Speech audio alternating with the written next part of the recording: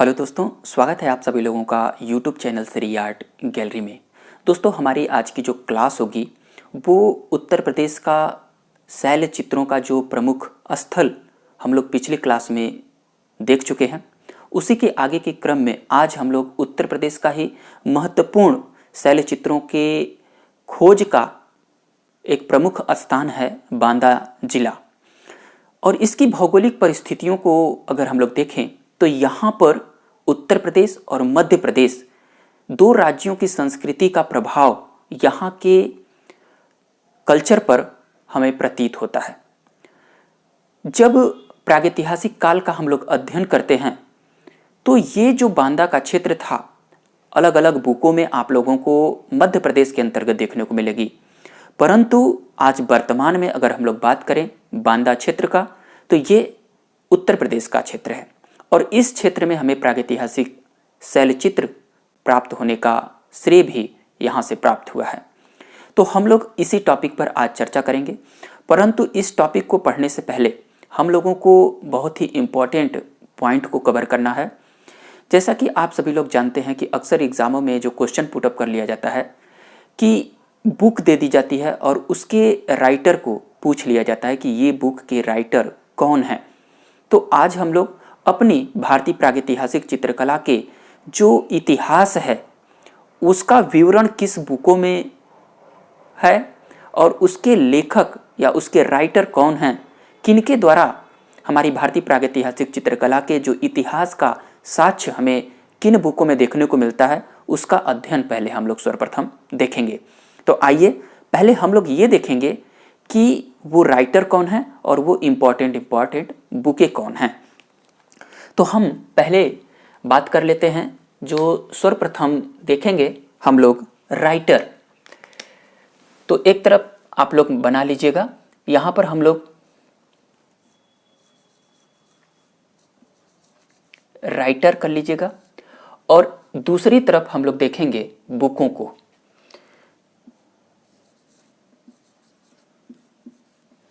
ये बुकें हैं जो कि तमाम महत्वपूर्ण अपना स्थान रखती हैं। जैसे अक्सर एग्जाम में क्वेश्चन पुटअप किया जाता है, बुक के ऊपर पूछ लिया जाता है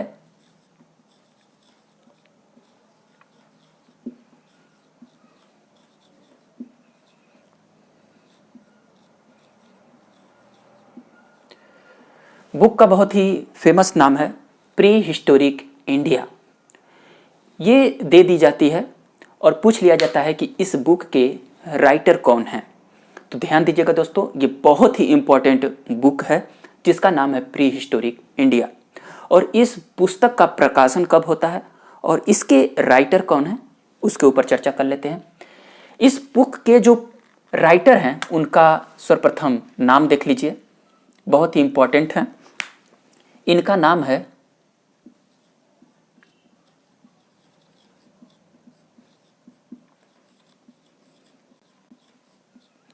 स्टुअर्ट पिगाट। दोस्तों, ये बहुत ही फेमस राइटर हैं स्टुअर्ट पिगाट और इन्हीं के द्वारा प्री हिस्टोरिक इंडिया पुस्तक को लिखा गया था। और इस पुस्तक में हमारी भारतीय प्रागैतिहासिक चित्रकला का जो इतिहास है वो देखने को मिलता है। और इस पुस्तक का प्रकाशन इन्होंने कब कराया था पूछ लिया जाता है, तो इसका प्रकाशन होता है 1950 एडी में। इसको नोट करिएगा, 1950 ईस्वी में प्री हिस्टोरिक इंडिया का प्रकाशन स्टुअर्ट पिगाट के द्वारा किया जाता है। ये बहुत ही इंपॉर्टेंट बुक है। इसी से मिलती जुलती जो हमारी दूसरी इंपॉर्टेंट बुक है जिसमें हमारी भारतीय प्रागैतिहासिक चित्रकला के इतिहास का साक्ष्य मिलता है, और उसी बुक का नाम है, ध्यान दीजिएगा, दूसरी पुस्तक है प्री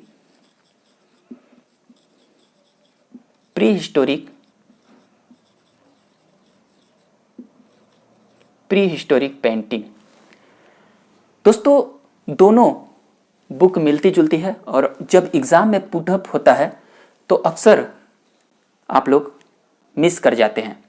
यहाँ पर देखिए, ये कॉमन है प्री हिस्टोरिक, यहाँ पर इंडिया है और यहाँ पर पेंटिंग है, लेकिन दोनों के राइटर अलग अलग हैं। इसके राइटर जो हैं उनको कहते हैं एलन एलन बॉड्रिक। एलन बॉड्रिक के द्वारा प्री हिस्टोरिक पेंटिंग को लिखा गया था और इसका प्रकाशन जो होता है, इसका प्रकाशन होता है 1958 एडी में। इसको याद रखिएगा 1958। यहां पर कॉमन चीज को याद रखिएगा और यहां पर पेंटिंग जब आए तो आप लोग पिगाट मत लगाइएगा। जब भी आए तो पेंटिंग को बॉड्रिक से कनेक्ट करिएगा और इंडिया को पिगाट से, अर्थात इसके जो लेटर में फर्स्ट पी है और इसके लेटर में फर्स्ट पी है, तो यहां पर मिस मत करिएगा कभी भी। जब भी पेंटिंग आए तो पिगाट मत लगाइएगा, बॉड्रिक लगाइएगा, ये ध्यान दीजिएगा। तो ये हम लोग दो बुकों को देखें। जो तीसरी जो इम्पोर्टेंट बुक है उसको भी देख लेते हैं, बहुत ही इंपॉर्टेंट है और उसका नाम है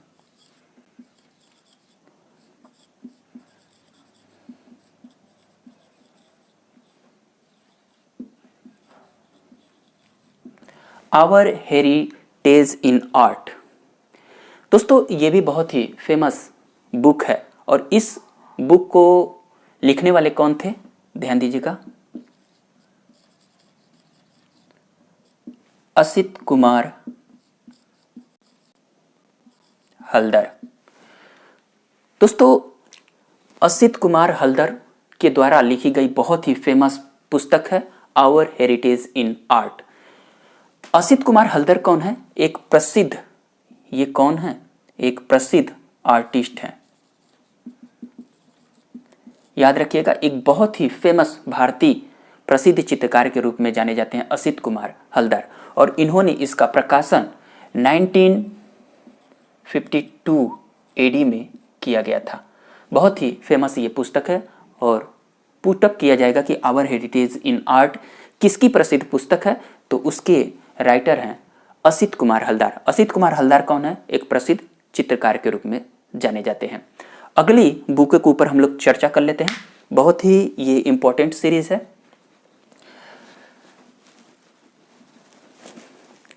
यहां से जितने भी इंपॉर्टेंट साक्ष्य दिए जा रहे हैं सभी को आप लोग देख लीजिएगा।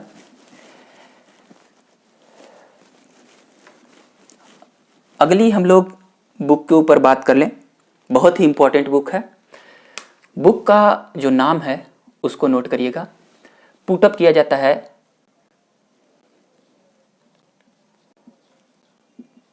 Indian painting. ये भी एक बहुत ही फेमस पुस्तक है और इस पुस्तक में भी हमारी भारतीय प्रागैतिहासिक चित्रकला के शोध प्राप्त होते हैं और इसके जो राइटर हैं वो कौन है,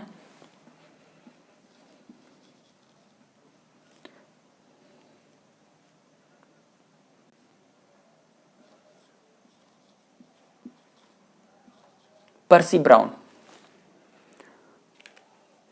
ये बहुत ही फेमस राइटर हैं पर्सी ब्राउन और पर्सी ब्राउन के द्वारा ही इंडियन पेंटिंग को लिखा गया था। बहुत ही फेमस ये राइटर हैं, इनको याद रखिएगा। और अक्सर एग्जाम में क्वेश्चन पुटअप किया जाता है कि भारतीय प्रागैतिहासिक चित्रकला पुस्तक के लेखक कौन हैं। तो दोस्तों इस पुस्तक के जो लेखक हैं वो हैं डॉक्टर जगदीश गुप्त। इनको याद रखिएगा, डॉक्टर जगदीश गुप्त के द्वारा ही भारतीय प्रागैतिहासिक चित्रकला पुस्तक को लिखा गया था। ये बहुत अपने आप में बहुत ही महारथी हैं। एक पुस्तक पूछा किया जाता है द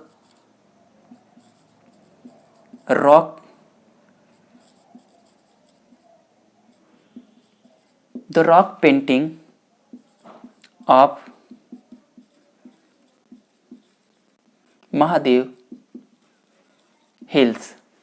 बहुत ही फेमस ये भी पुस्तक है the rock painting of Mahadev hills और इस पुस्तक के जो लेखक हैं वो हैं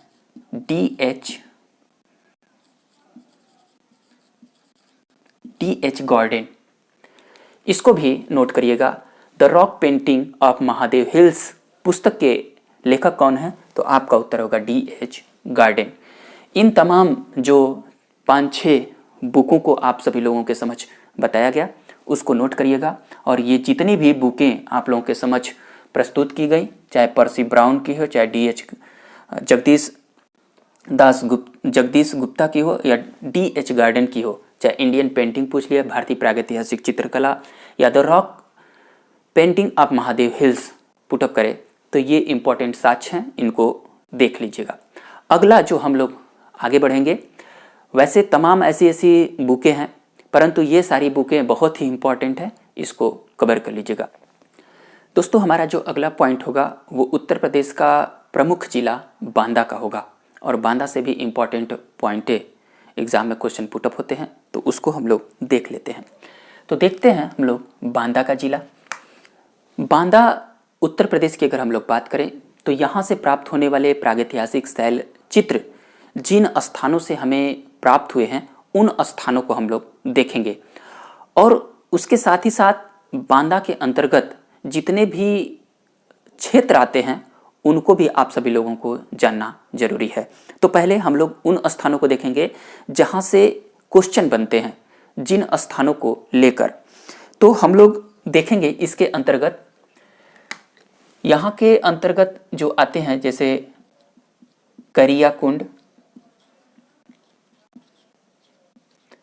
दोस्तों, करिया कुंड बहुत ही इंपॉर्टेंट है, यहाँ से क्वेश्चन बनते हैं।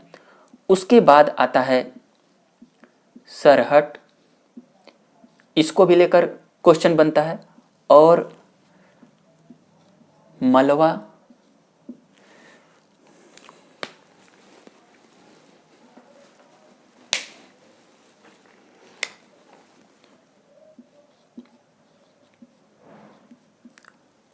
मलवा स्थल से भी हमें शैल चित्र प्राप्त होते हैं।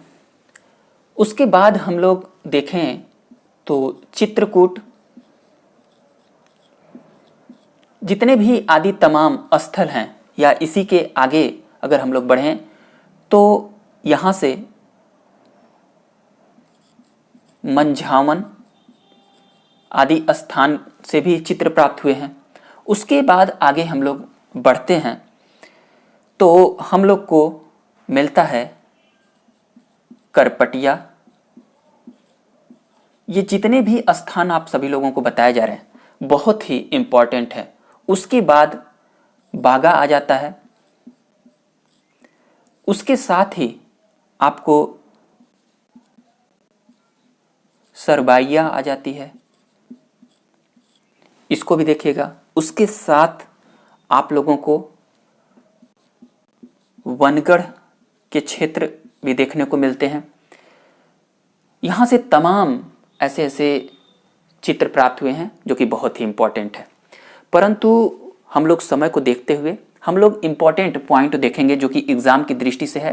करियाकुंड, सरहट, मलवा, इन क्षेत्रों में जो हमारे शैल चित्र प्राप्त होते हैं वो बहुत ही इंपॉर्टेंट है। तो हम लोग चर्चा करेंगे करियाकुंड, इंपॉर्टेंट सरहट और इंपॉर्टेंट मालवा को।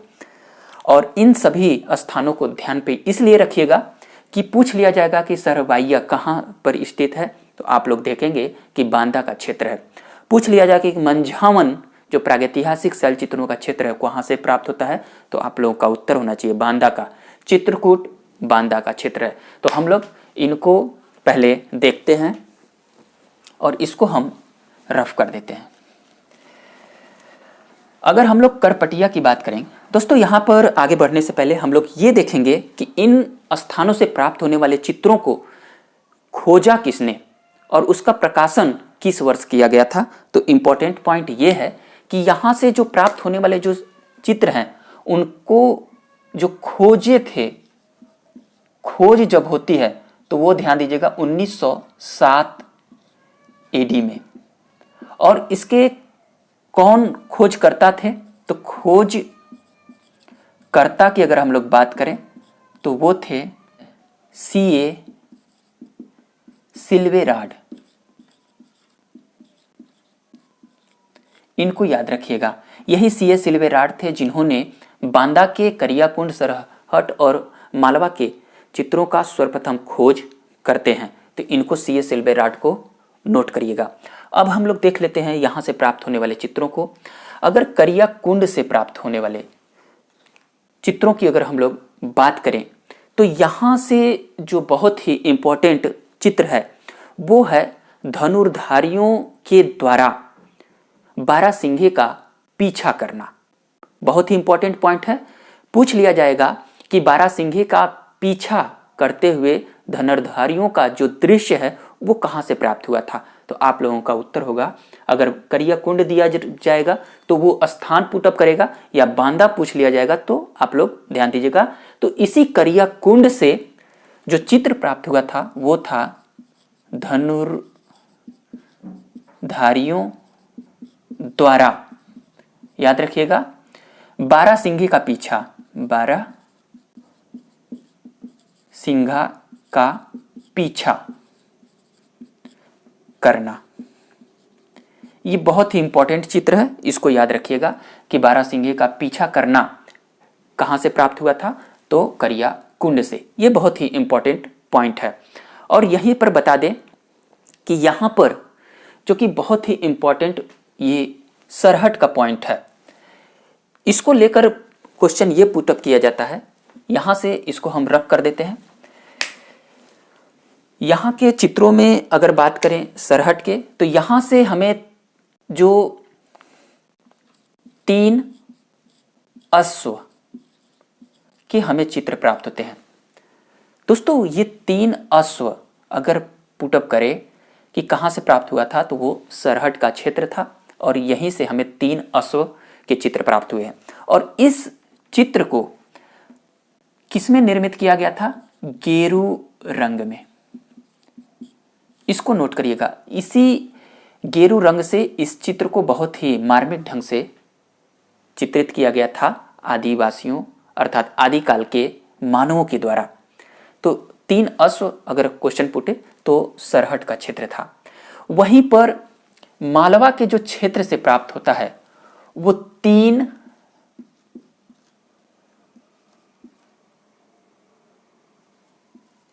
दंडधारी अश्वारोही। ये जो मालवा से प्राप्त होता है वो 3 दंडधारी अश्वारोही का चित्र प्राप्त होता है। ये चित्र बहुत ही मार्मिक ढंग से प्राप्त होते हैं, तो इनको ध्यानपूर्वक देखिएगा। और बांदा से लेकर जो इंपॉर्टेंट ये क्वेश्चन पुटअप किया जाता है कि बिना पहिए की गाड़ी कहाँ से प्राप्त होती है, तो आप लोगों का आंसर होता है बांदा क्षेत्र से।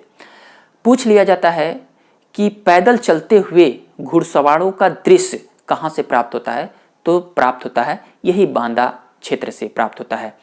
देखिए यहाँ पर 2 पॉइंटें निकल के आती है, एक होता है पहिया रहित और एक होता है बिना पहिए की।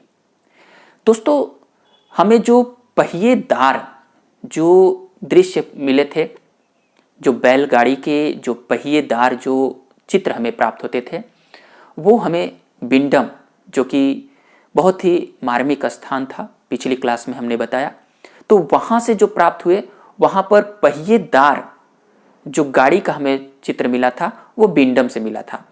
लेकिन अगर पुटअप करें कि बिना पहिए की गाड़ी कहाँ से प्राप्त होती है, तो वो बांदा मानिकपुर क्षेत्र से प्राप्त होती है। तो इन दोनों को डिफरेंस को समझिएगा। क्वेश्चन पुटअप करें कि पैदल चलते हुए घुड़सवारों का दृश्य कहाँ के स्थानों से हमें प्राप्त होता है, तो आपका उत्तर होना चाहिए कि बांदा के क्षेत्र से। तो इन दोनों पॉइंटों को आप लोग नोट करिएगा। और इन जो पॉइंटों को बताया गया, 3 दंडधारी अश्वारोही, 3 अश्व और करिया कुंड से प्राप्त होने वाले धनुर्धारियों के द्वारा बारहसिंघे का पीछा करना, ये भी इंपॉर्टेंट शैल चित्र थे जो कि बांदा क्षेत्र से हमें प्राप्त होते हैं। तो हम लोगों ने बांदा के उत्तर प्रदेश के हर एक पॉइंट को कवर कर चुके हैं और जितने भी इंपॉर्टेंट आने वाले क्वेश्चन थे मैं आप सभी लोगों को इन सब में डिस्कस कर चुका हूं। तो आने वाले जो अगली जो हमारी टॉपिक होगी वो मध्य प्रदेश का क्षेत्र होगा, जो कि बहुत ही इंपॉर्टेंट होगा। तो आज के टॉपिक में हम लोग यहीं पर रखते हैं, और आप सभी लोगों को अगर किसी प्रकार की और भी रिक्वायर हो